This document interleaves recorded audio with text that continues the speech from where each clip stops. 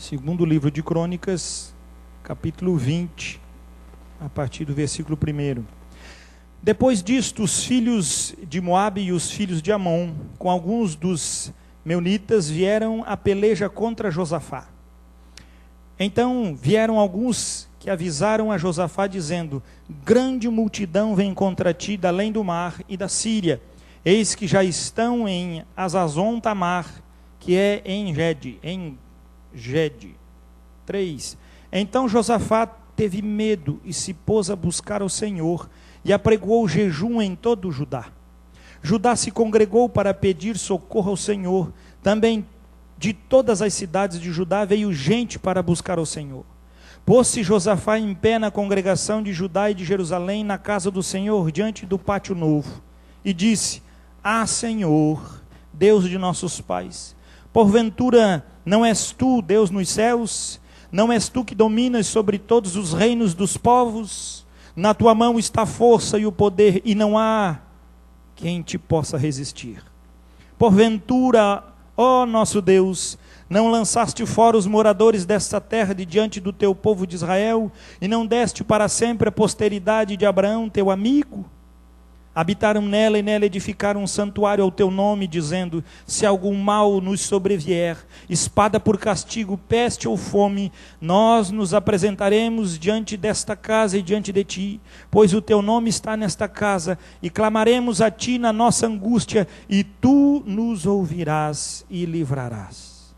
Agora, pois, eis que os filhos de Amon e de Moabe, e os do monte Seir, cujas terras não permitisse a Israel invadir quando vinham da terra do Egito, mas deles se desviaram e não os destruíram, eis que nos dão um pago, vindo para lançar-nos fora da tua possessão, que nos deste em herança. Ah, nosso Deus, acaso não executarás tu o teu julgamento contra eles? Porque em nós não há força para resistirmos a essa grande multidão que vem contra nós. E não sabemos nós o que fazer, porém os nossos olhos estão postos em ti. A palavra do Senhor nos diz que Josafá era um rei muito bom. A palavra do Senhor diz que Josafá era um rei que tinha o coração à disposição de Deus. A palavra do Senhor diz que Josafá era um homem íntegro em todos os seus caminhos ao Senhor. Mas a palavra do Senhor diz que se levantou os amonitas, e se levantou os moabitas e queriam destruir o seu reino. E ele apavorado ficou. Nós estamos lendo, logicamente, o capítulo 20, mas anteriormente nós vamos ver que pecado cometeu esse rei tão bom, amado pelo seu povo, diante de Deus irrepreensível, mas gostava de fazer aliança com porcaria. Qual era a grande porcaria? Acabe. Foi ele então ao reino de Israel, o reino do norte. Aqui Israel tinha se dividido em duas partes: o reino do sul, Judá, aonde ele reinava em Jerusalém, a casa de Deus, e o reino do norte com Samaria, aonde nesta época Acabe reinava. E ele então faz aliança com Acabe. E a aliança desse homem com Acabe contamina o seu reino, a ponto da proteção de Deus deixar de existir. E ele então agora é coagido, colocaram ele num canto. E agora vem todo um povo, exércitos contra ele. E esse rei bom, esse rei temente, esse rei especial para Deus, é um rei especial para Deus. Por que é um rei tão especial, pastor? Poucos reis nós vimos na palavra de Deus com tanta fé, com tanta direção como Josafá possuía. Um rei com um coração cheio de fé. Mas o seu caminho, ele tinha alianças com corruptos, tinha alianças com pessoas de índole nada boa ou sadia. E Deus retira sua mão de misericórdia sobre Judá. E ele então recebe um aviso dizendo: grande multidão está vindo contra você. E esse homem temente a Deus faz o quê? Proclama um jejum. E diz o versículo 3: então Josafá teve medo e se pôs a buscar ao Senhor, e apregou o jejum em todo Judá. Olha só, Traz todo mundo, vamos clamar a Deus. O bicho está pegando, vamos orar ao Senhor.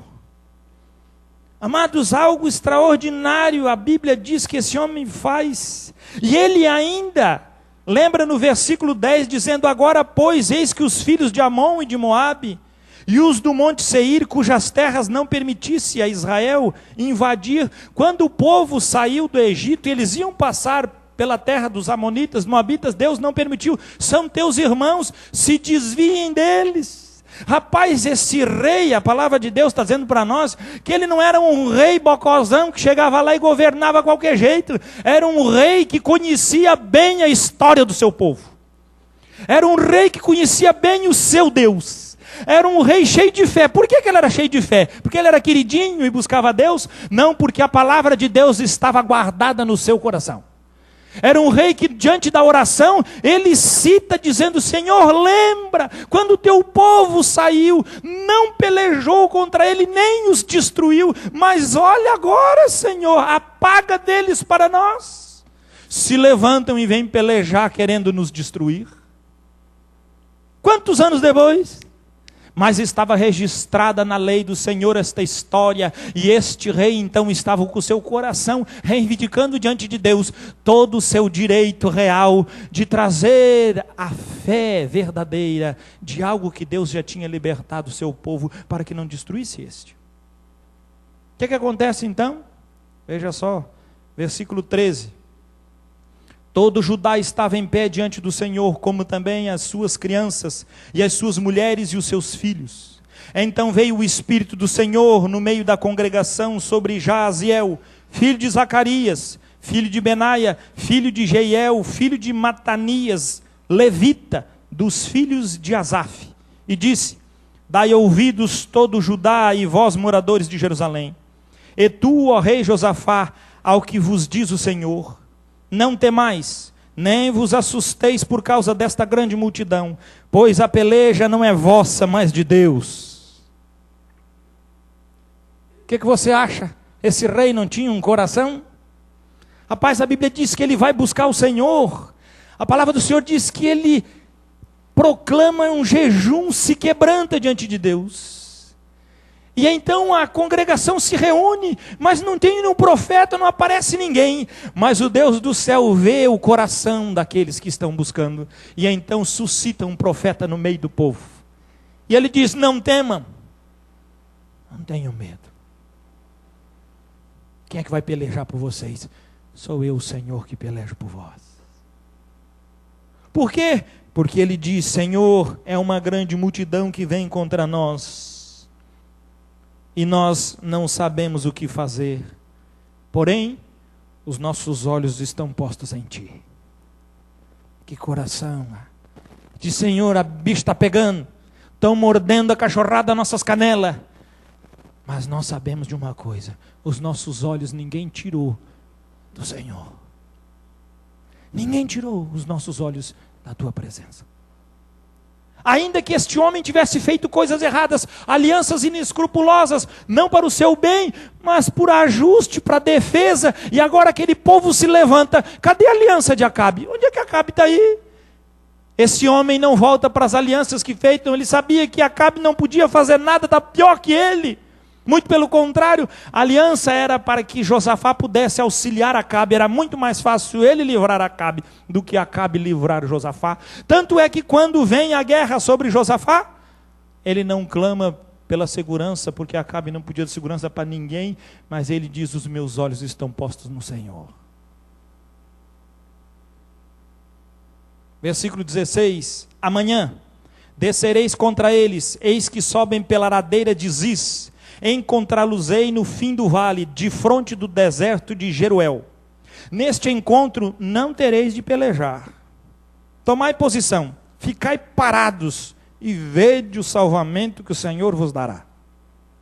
Ó Judá e Jerusalém, não temais, nem vos assusteis. Amanhã saí-lhes ao encontro, porque o Senhor é convosco.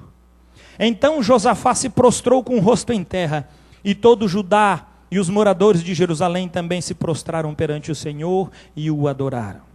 Dispuseram-se os levitas, dos filhos dos coatitas e dos coreitas, para louvarem o Senhor, Deus de Israel, em voz alta, de forma sobremaneira. Gente, isso era botar o som mesmo no último. Isso aí estava mais para culto pentecostal do que para batista. Os caras disseram, vamos berrar o Senhor. Por quê?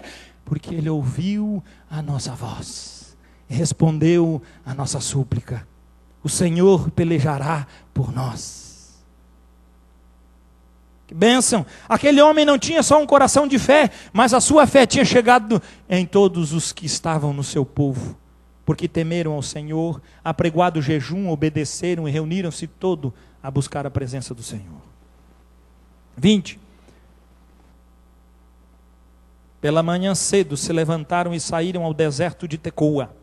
Ao saírem eles, pôs-se Josafá em pé e disse, ouvi-me, ó Judá e vós, moradores de Jerusalém.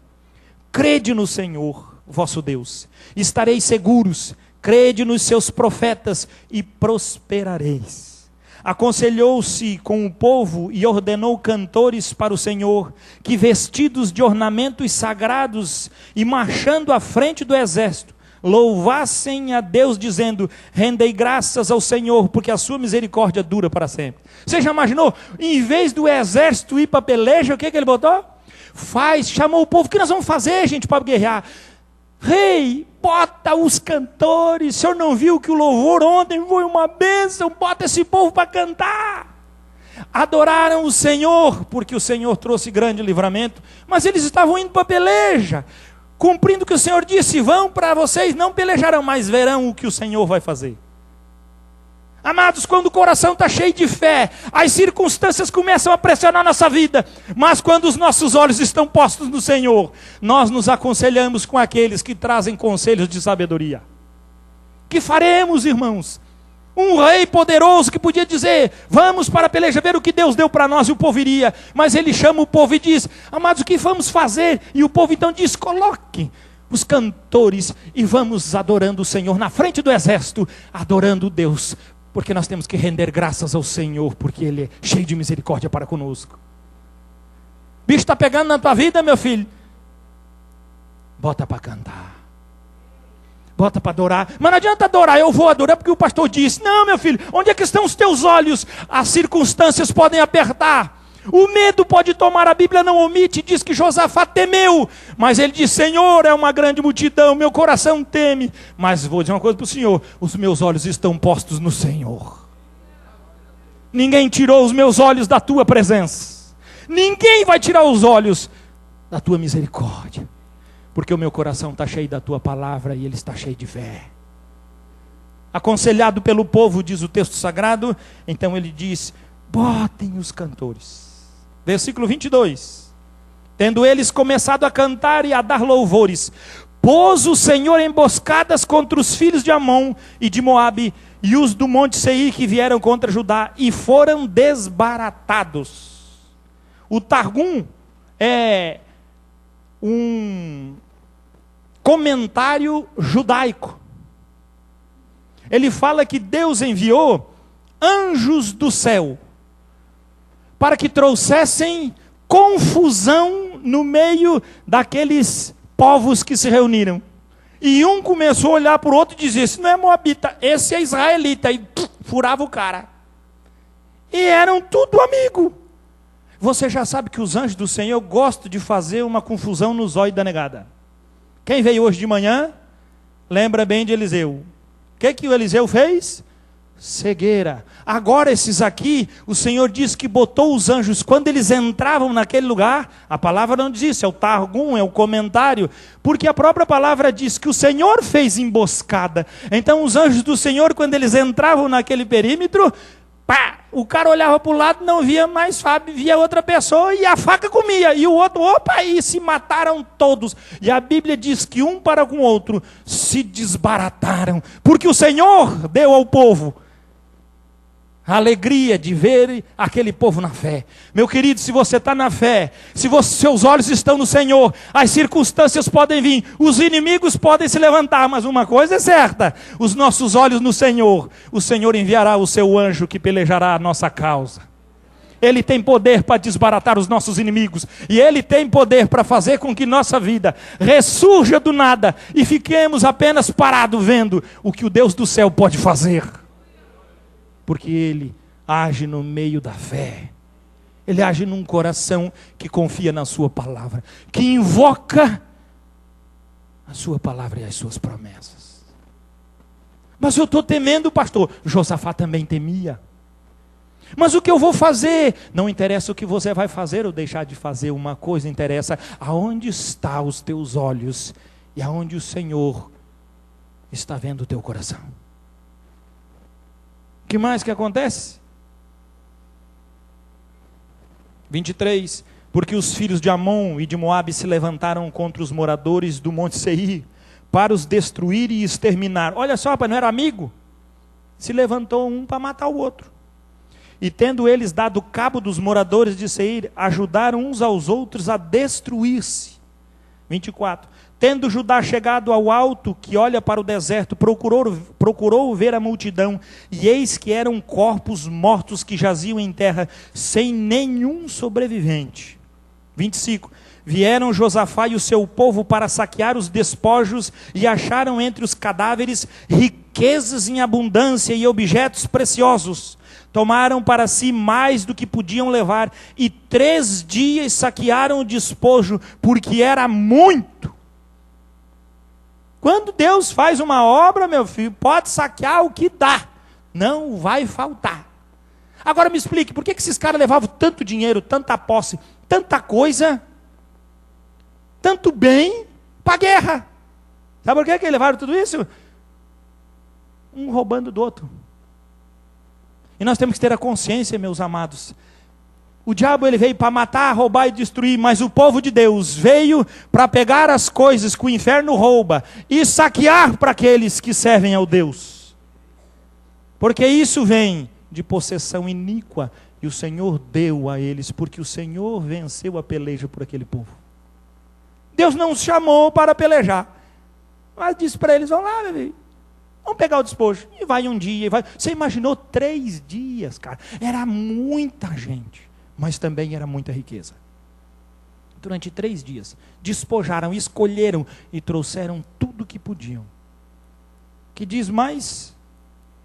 26. Ao 4º dia se ajuntaram no Vale de Bênção. Mudaram o nome daquele lugar para Vale da Bênção. Onde louvaram ao Senhor. Por isso chamaram aquele lugar Vale de Bênção até o dia de hoje. Tem outras Bíblias que traz o nome em hebraico. 27. Então voltaram todos os homens de Judá e de Jerusalém, e Josafá à frente deles, e tornaram para Jerusalém com alegria, porque o Senhor os alegrara com a vitória sobre os seus inimigos. Vieram para Jerusalém com alaúdes, harpas e trombetas para a casa do Senhor. Veio da parte de Deus o terror sobre todos os reinos daquelas terras, quando ouviram que o Senhor havia pelejado contra os inimigos de Israel. Assim o reino de Josafá teve paz, porque Deus lhe dera repouso por todos os lados. Que bênção, né? Que maravilha nós vemos Deus operando. Mas se milagre mudasse coração de pessoa, era uma maravilha. O povo de Israel tinha se convertido só na passagem do Mar Vermelho. O que acontece a história daqui para frente?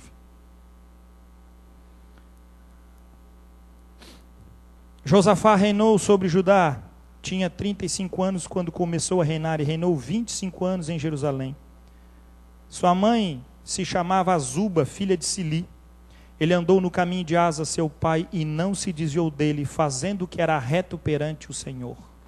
Contudo, os altos não se tiraram, embora ele determinou uma ordem que se tirasse os altos. Mas o povo, você sabe, né? Se prega tanto, mas se pratica muito pouco. Porque o povo não tinha ainda disposto o coração para com o Deus de seus pais. 34.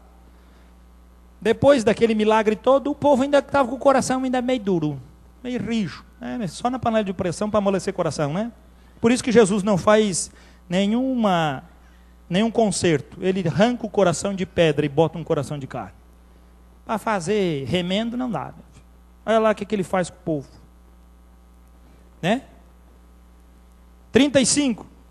Depois disto, Josafá, rei de Judá, se aliou com Acasias, rei de Israel, que procedeu iniquamente. Quem era o Acasias? O Acabe tinha ido para os pacotes, morrido. Aí quem entra no lugar de Acabe? Acasias, o filho. E ele vai lá e faz besteira de novo. Mas aqui Deus não deixa para depois, já quebra os pés dele na hora. Vamos ver o que aconteceu? Depois disso, Josafá, rei de Judá, se aliou com Acasias, rei de Israel, que procedeu iniquamente. Assim como o pai dele era ruim, o filho Acasias também era uma porcaria. 36. Aliou-se com ele para fazerem navios que fossem a Tarsis. Dava muito dinheiro e eles tinham muitas posses, Judá nessa época. E fizeram os navios em Ezion-Geber. 37. Porém, Eliezer, filho de Dodavá, de Maressa, profetizou contra Josafá, dizendo: porquanto te aliaste com Acasias, o Senhor destruiu as tuas obras, e os navios se quebraram e não puderam ir a Tarsis. Eu vou fazer uma aliança, eu vou ajudar a rica. Israel riquíssimo, se juntando, vão fazer, que vai ser uma potência. Deus, o quê? Aliança com aquele cacareco lá? Por que Deus não queria fazer aliança? Porque roubaria a fé de Josafá. Mas o Senhor diz ali no versículo 32 que ele andou nos caminhos de Asa, seu pai, não se desviou dele e fez o que era reto perante o Senhor. Não é o que o texto diz? Tem gente crente assim, temente a Deus, gosta de Deus, busca Deus, se envolve com as coisas de Deus, mas também faz aliança com os malignos. E aí diz: meu pastor, não sei, eu sou um homem temente a Deus, eu busco as coisas, mas as coisas não acontecem. Aliança com o filho de Acas e Acasias produzem destruição para a tua vida. O texto sagrado diz que ele foi punido lá, e você pode ler 2, 3 capítulos antes, e agora está sendo punido de novo, porque a cabeça do homem acha que ele pode fazer aliança. E diz a palavra: levantou o Senhor Eliezer, filho de Dodavá, e profetizou contra ele, e os navios, depois de prontos, investiram, gastaram. O que aconteceu? Se partiram. Porque a fé, meus amados, ela não é fortalecida por alianças de homens e por desejos de carne. Aliança se faz com Deus pela fé. E a palavra do Senhor diz que o meu justo viverá pela fé. E se ele não proceder assim, o meu coração não se compraz. E o que é fé então, pastor? Para que possamos entender melhor isso. Amados, a fé é a mudança profunda dentro de um coração que se deixa ser tratado. A fé é algo que toca as mazelas de um coração que está disposto a ser transformado e sabe pela palavra de Deus onde buscar ajuda e socorro. Uma historinha contada várias vezes diz que uma menininha de 8 anos perguntou para o seu pai certa vez: pai, o que é fé? E ele pensou e disse: como eu vou mostrar o que é fé para essa minha filha? Então diz a história que ele desceu para o porão da casa, apagou a luz do porão, abriu a porta e disse: filha. E ela chegou na porta e disse: sim, pai. Ele disse: pula.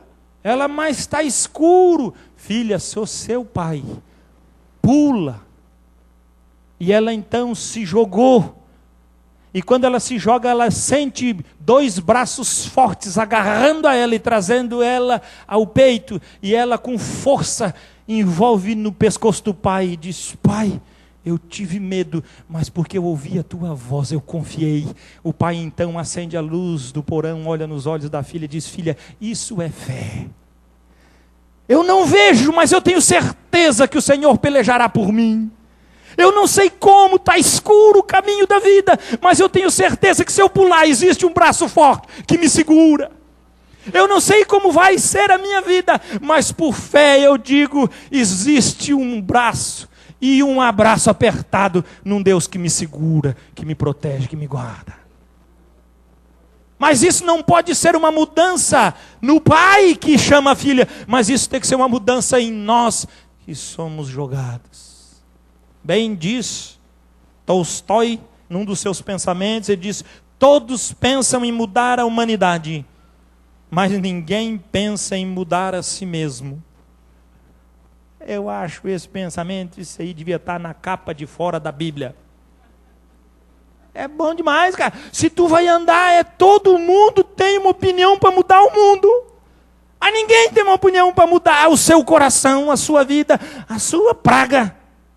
Ninguém tem. Já viu? Ah, meu casamento é uma porcaria. Por causa de quem? A mulher. A mulher é ruim, difícil. E vai falar com a mulher: mas aquele marido é uma cruz para mim. Já viu alguém? Pessoal, eu quero mudar meu casamento, o bicho está pegando, coisa está feia, porque eu sou um problema. Você já viu isso? Eu também não, cara. Só se for 12, 13 anos você pastor. Nunca escutei ninguém, pastor, o problema no meu serviço, esse cara sou eu.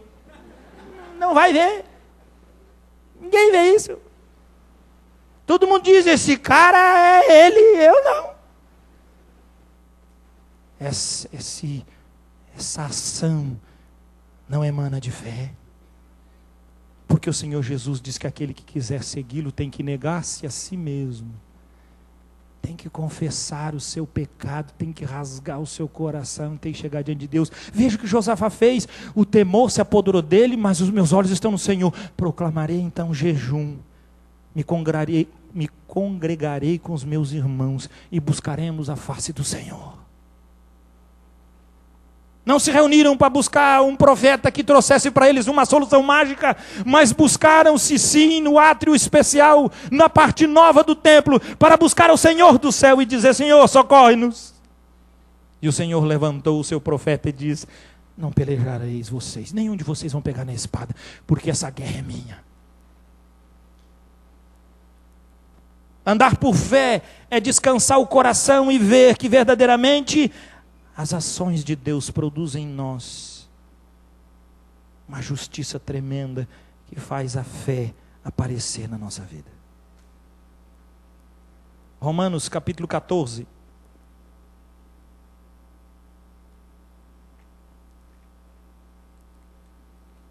Carta de Paulo aos Romanos, capítulo 14, versículo 22.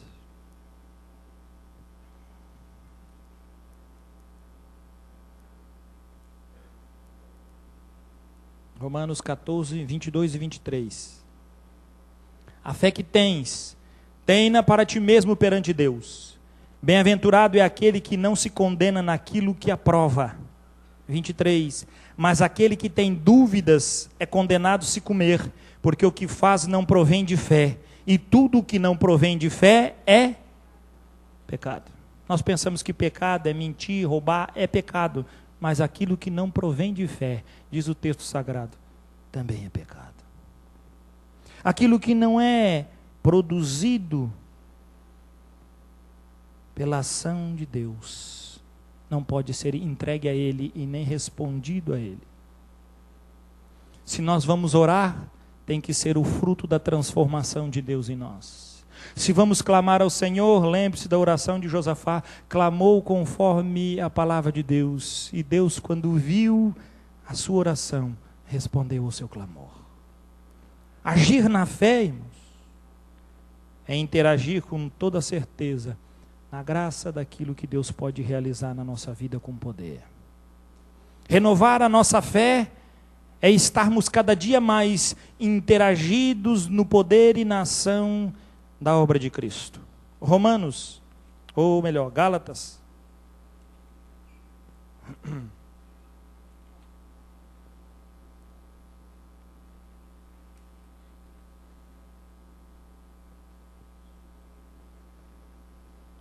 Capítulo 3, versículo 23.